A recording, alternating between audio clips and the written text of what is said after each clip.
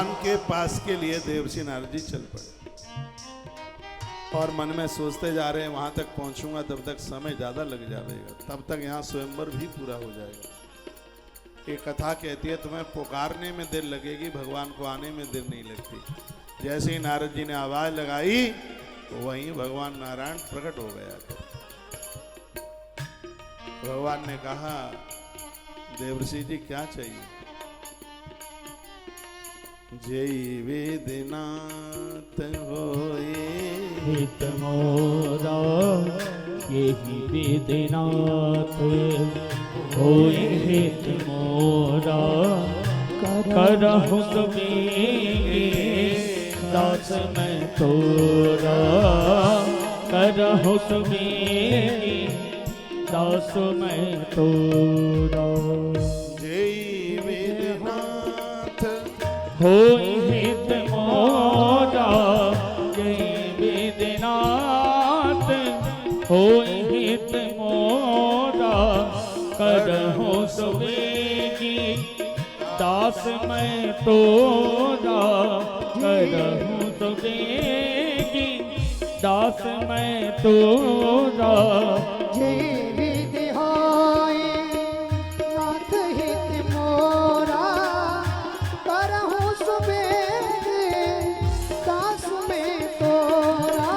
देवर्षि नारद कहने लगे भगवान जिसमें मेरा हित हो और आपको देने में बिल्कुल भी कोई कष्ट ना हो और वही मुझे दे दीजिए तो जय वेद होई है परम हित नारद सुनहु तुमार सोई हम करबन आन कछु वचन नम्रसा हमार।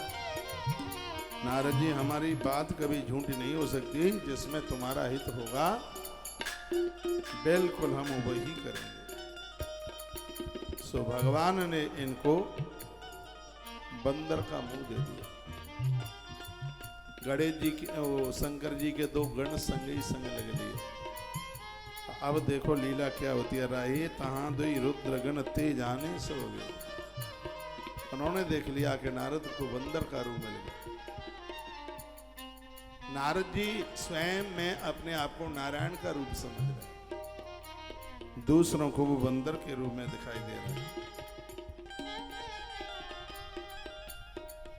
नारद जी सोच रहे हैं कि पता नहीं पहली वाली कुर्सी खाली मिलेगी कि नहीं। बहुत सुनने लायक था। प्रभु की ऐसी कोई लीला थी,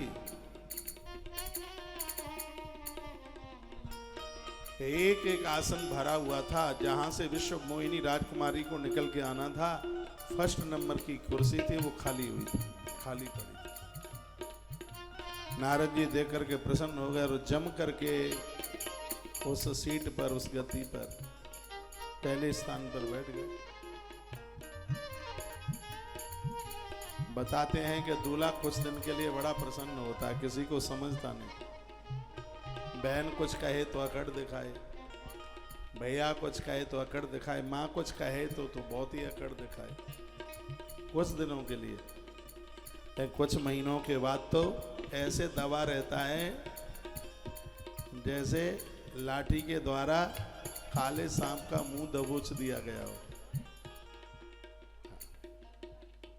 तो ऐसे उचक करके बैठे हैं, सोच रहे हैं निगाह मेरे ऊपर ही पड़नी चाहिए। इतने में विश्व मोहिनी हाथ में जयमाला लेकर के आई और पहले ही नंबर पर उसने बंदर को बैठे देख लिया। नारद बंदर का मुंह लिए थे।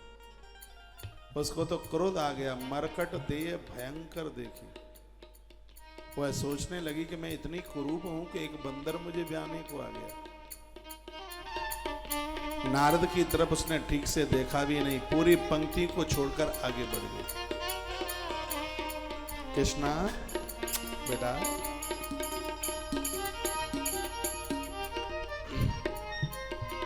बड़ा भाग्यशाली है कि तेरा जन्मदिन महाकाल की धरती पर और भगवान की कथा। बड़ी अच्छी फैमिली आश्रम के साथ सर्व प्रकार से जोड़ा एक जुड़े हुए होते हैं और एक ऐसे जुड़े हुए होते हैं जिसमें कोई ज्वाइंट नहीं होता। हाँ, बिना ज्वाइंट के जुड़ा तो छूटता नहीं है। उसी में सावेर है इंदौर के पास, और वहीं से ये फैमिली है। बहुत आदर है। आदर इस बच्चे का आज इसका जन्मदिन है। हम बहुत खुश हैं तुम्हारे जन्मदिन। I am very happy. मैं निवेदन कर रहा था कि बंदर का मुंह तो नारद जी को था, लेकिन यहां तो बहुत और भी सुंदर बैठे थे। इंद्र बैठे थे इस पंक्ति में। अश्विनी कुमार सूर्य भगवान के पुत्र हैं, भारी सुंदर हैं, वो इसी पंक्ति में बैठे थे। चलो ठीक है, नारद जी को बंदर का मुंह है, उनके गले में माला नहीं डालनी थी तो औरों के में भी तो डाल सकती थी विश्व मोहिनी। लेकिन विश्व मोहिनी ने तो पूरी पंक्ति ही छोड़ दी और आगे की ने निकल गई। इसका बहुत अच्छा सा अर्थ मेरे अंदर से गूंज रहा है और आपको सुनने में बड़ा अच्छा लगेगा। और वो यह है कि नारद है साधु और विश्व मोहिनी है माया। माया की क्या औकात है कि वो साधु को टच करके बता दे, वो साधु का वर्ण कर ले। नारद के पास तपस्या है, इसलिए विश्व मोहिनी उनके गले में माला नहीं डाल पाई। पूरी पंक्ति को छोड़कर वो इसलिए चल पड़ी आगे क्योंकि जितने भी लोग थे वो एक संत की पंक्ति में बैठे थे। तो संत की पंक्ति में बैठे रहेंगे, वो माया की मार से हमेशा के लिए बच जाएंगे। इसलिए वो पूरी पंक्ति छोड़ दी। इसलिए साधु संग साधु संग साधु संग रमिए, संग साधु संग साधु संग रमिए। महापुरुषों का संग कीजिए।